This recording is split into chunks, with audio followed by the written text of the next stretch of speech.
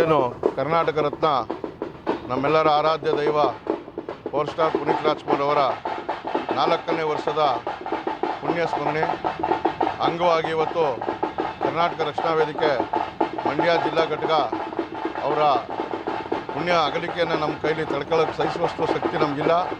ಹಾಗೆ ಅವ್ರನ್ನ ಪೂಜೆ ಮಾಡಿ ಶಾಂತಿಯುತವಾಗಿ ಅವ್ರಿಗೆ ನಮನವನ್ನು ಸಲ್ಲಿಸಿದ್ದೇವೆ. ಏನಿವತ್ತು ಒಬ್ಬರು ಪದ್ಮಭೂಷಣ ಪ್ರಶಸ್ತಿ ಪುರಸ್ಕೃತರು ಇವತ್ತು ಅಪ್ಪು ಅವ್ರಿಗೆ ಭಾರತ ರತ್ನ ಕೊಡಿ ಅಂತೇಳಿ ಮಾನ್ಯ ಮುಖ್ಯಮಂತ್ರಿಗಳಿಗೆ ಮನವಿ ಮಾಡವ್ರೆ.